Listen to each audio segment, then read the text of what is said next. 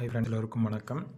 நாளைக்கு லெவல்ஸ் பார்க்குறதுக்கு முன்னாடி இன்றைக்கி போஸ்ட் மார்க்கெட் ரிப்போர்ட்டு என்ன நடந்திருக்குன்னு பார்ப்போம். நம்ம ஆல்ரெடி எஸ்டர்டே சொல்லியிருந்தது கேப்பப் ஆகும். கேப்பப் ஆகி அங்கேருந்து நம்மளுக்கு அப்சைட் லெவல் வந்து 25,165 போகிறதுக்கு வாய்ப்பு இருக்குது.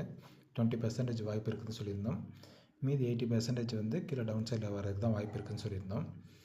நம்மளுக்கு இன்றைக்கி கேப்பப் ஆகியிருக்காங்க. கேப்பப் ஆகி அங்கேருந்து நம்மளுக்கு நம்ம சொன்ன 20% வாய்ப்பு இருக்குதுன்னு சொன்னோம்னா அந்த லெவலுக்கு தான் போயிருக்காங்க. இந்த 25,165 எந்த அளவுக்கு மார்க்கெட் வந்து ஒர்க் பண்ணியிருக்காங்கன்னு பார்த்தீங்கனாலே தெரியும். ரியாக்ட் பண்ணியிருக்காங்கன்னு பார்த்தாலே தெரியும் எந்த அளவுக்கு.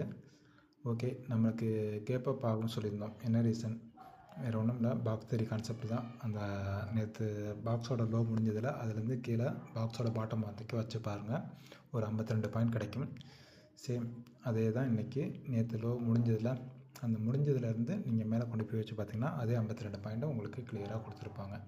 ஓகேவா? இதை பற்றி ஃபுல் டீட்டெயிலாக வந்து வீடியோவில் சொல்லியிருக்கேன். வீடியோவில் போய் பாருங்கள், உங்களுக்கு கிளியராக தெரியும்.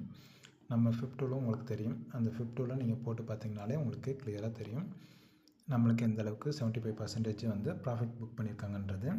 ஸோ நம்ம பாட்டமில் மட்டும் இல்லை, சென்டர் பாயிண்டில் வச்சு பார்த்தாலுமே உங்களுக்கு கிளியராக தெரியும் 75% ப்ராஃபிட் புக் பண்ணியிருக்காங்க அப்படின்றது. ஓகேவா? ஸோ நாளைக்கு மார்க்கெட்டை பொறுத்த வரைக்கும் எப்படி இருக்கும்னு பார்த்தீங்கன்னா, இன்றைக்கி மார்க்கெட் முடிச்சிருக்கிறதே வந்து உங்களுக்கு ஒரு இன்டிசிஷன் மூமெண்ட்டில் தான் முடிச்சிருக்காங்க மார்க்கெட்டை. ஸோ நாளைக்கு மார்க்கெட் வந்து நேற்று சொன்ன மாதிரி தான் கான்செப்ட்டு. கேப்பப் ஆகிறதுக்கும் வாய்ப்பு இருக்குது, கேப் டவுன் ஆகிறதுக்கும் வாய்ப்பு இருக்குது. ஸோ நாளைக்கு 5 மினிட்ஸ் கேண்டில் ரொம்ப ரொம்ப இம்பார்ட்டன்ட். ஓகேவா? அந்த 5 மினிட்ஸ் கேண்டில் எந்த பக்கம் பிரேக் அவுட் ஆகுதுன்னு பாருங்கள். அந்த பிரேக் அவுட் ஆகி அடுத்த ஒரு 5 மினிட்ஸ் கேண்டிலும் ஒரு சின்ன கன்ஃபர்மேஷனுக்காக பார்த்துக்கோங்க. ஓகேவா? அந்த கன்ஃபர்மேஷன் பார்த்துட்டு அதுக்கப்புறமா ட்ரேட் எடுக்க ஆரம்பிங்க. ஏன்னா நாளைக்கு வந்து நம்மளுக்கு வந்து ப்ராஃபிட் புக்கிங் நாள்.